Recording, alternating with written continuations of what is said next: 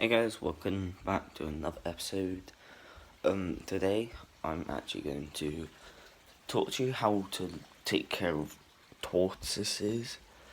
I know many of you might not have tortoises, but it's just in case.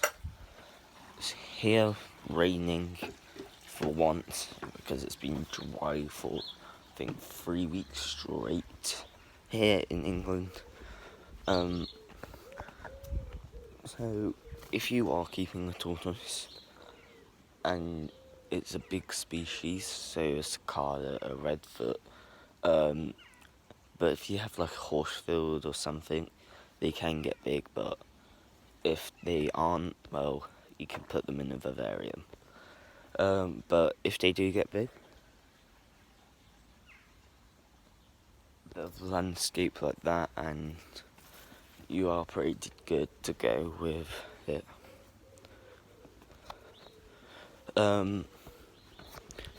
So, I want to show you, because we keep them outside, we also have a place inside where they go if they are either it's raining, like now, and it won't get sunny, or it's just really bad outside. So, there's one.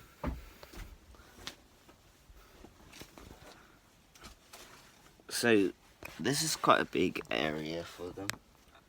We have that one section off place for Nigel, the male, because obviously we don't want more babies every time. It's a bit annoying when we get baby tortoises. Don't get me wrong, I love them. It's a lot of hard work.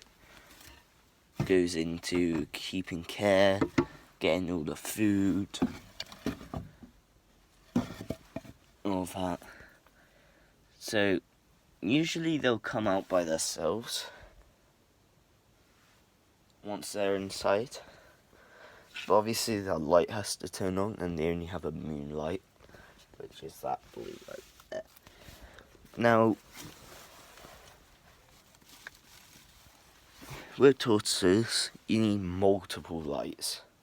You need a heat light, the sun replica of so a light which is like a replica of the sun. So I believe that is that one. And yeah. Now be warned. Baby tortoises grow quick when they're in the sun, especially in a really hot summer like here in England. And this is our baby. We've had him for 3 years and he's already got bigger than the palm of my hand. If I can get onto my hand because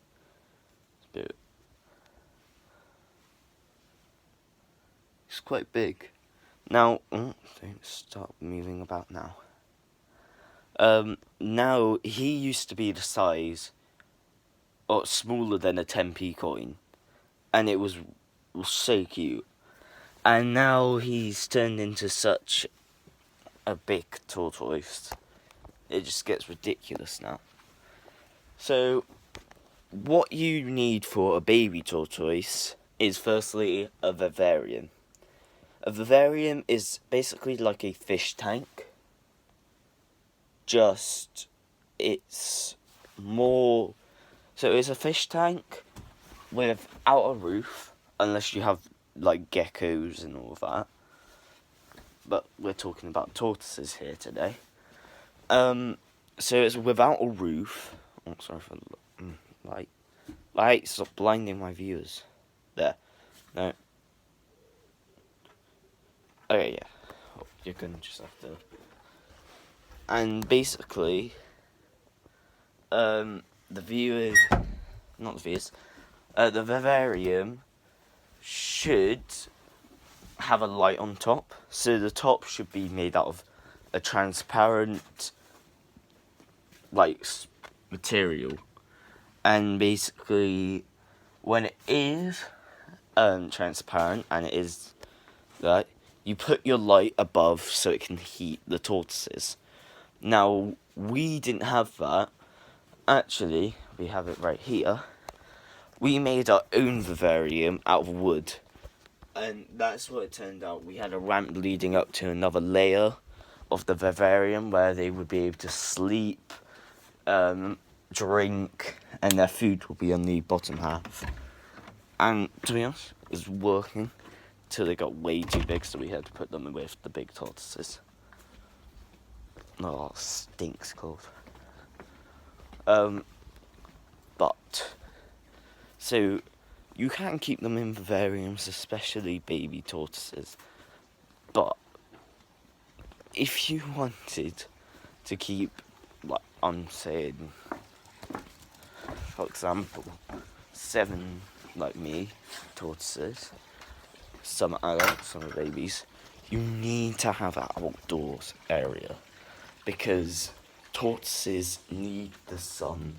They need the sun to grow, to get bigger, to live, basically. Now, food-wise, they can eat lettuce. If you have a country where dandelions grow everywhere, perfect. Carrots, I've seen them, but don't really like them. Strawberries, their favourite snack. I would say yes to strawberries if you wanted to give them strawberries. Not every day because, well, it's basically like the chocolate to us for them. I have a red marker. Anyway,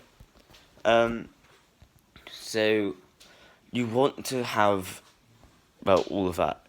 You need the power, so electricity.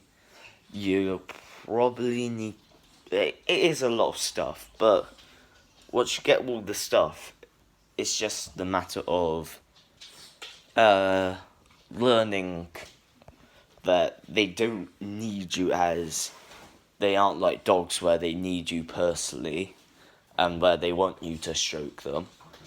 Tortoises are more like creatures which say, they're basically cats but reptiles. They're like, I don't care. Well, if I don't, at least you're giving me water and food and then I'm happy. And to be honest, it's not bad because in return you can stroke them unless you have a horrible one like Nigel. And yeah. Now here's a bit of history for pets with tortoises. Back quite a while ago now, they used to have cicadas here or in England and other countries, and when they got big, they wanted to keep them outside, so they would drill into their shell and put a hook there and chain it to a wall. Thing is, they never knew that tortoises have, like, they can feel everything you do to their shell. And basically meaning, imagine someone drilling into your back, that's what they felt. Tortoises also do not have anything underneath. Once the skin attaches to the shell, there is nothing underneath the shell, and it is like just organs and all that. And to be honest, when I was younger, I always thought, well, why isn't my tortoises like going out their shells trying to find a new shell? And that's probably why. And I think a load of people do not believe that they don't have anything underneath their shell, so they always just take it in like, oh yeah, let's take this tortoise's shell off. Thing is, they end up killing the tortoise, and it's just horrible. But guys, I think that wraps it up for like a bit of historical, how to keep, what foods, all of that stuff on my tortoises. I probably, now guys, say in the comments down below if I should see if I can get a chameleon. Now, this would have to be a baby chameleon, because you have to bond with it. Like, as they're babies, you have to bond gradually when they grow up. So, I was thinking about here. Mind all that, there you go. It was like when I was younger. And basically, we'll put the vivarium there.